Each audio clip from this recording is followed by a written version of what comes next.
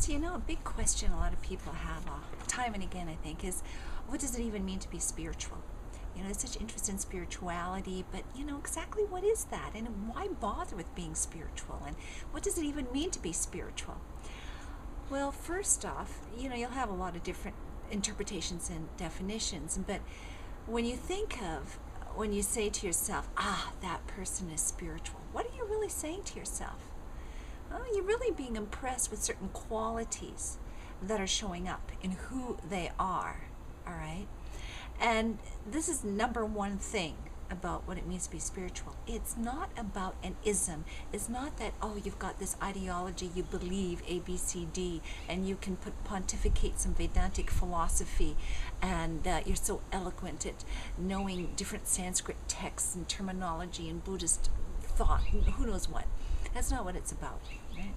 It's about who you are, who you've become, what's really showing up in your beingness.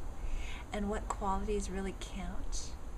Well, in my mind, number one is a loving presence, that you can feel that there's this love in their being, all right, that there's a loving presence about them.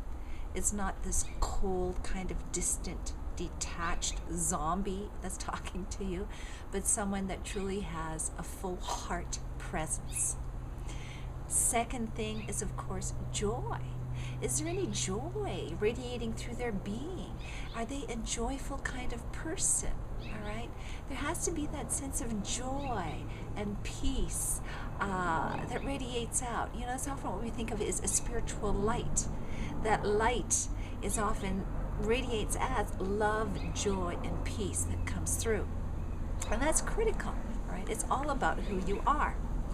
And tied in with that is a sense of an enthusiasm, a passion for life, a sense of aliveness. There's a vibrancy of being that radiates through, as opposed to a deadness.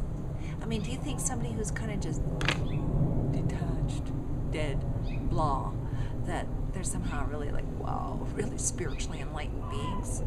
No, it's when there's that vibrancy, that juiciness that comes through, that excitement about life itself, that you think, yes, they are awakened beings, they are fully alive.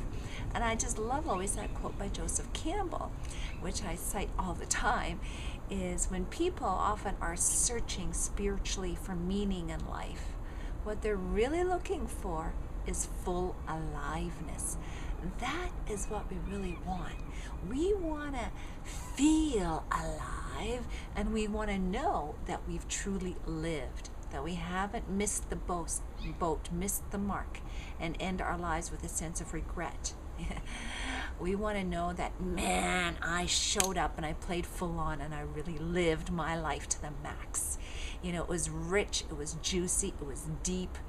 I really, really tapped into that, right? That's key, okay? So those, in my mind, are the key things about what makes a person spiritual, is that sense of aliveness, that loving heart presence, the joy, and the peace, right? It's these qualities. And so, to sum up, basically, it's a way of being, having shifted, changed, developed yourself in a certain way that you embody a certain state of being, okay, that exhibits those qualities. And again, it's not about an ism, some ideology or belief system, all right? So that is why we can cross the boundaries of religion.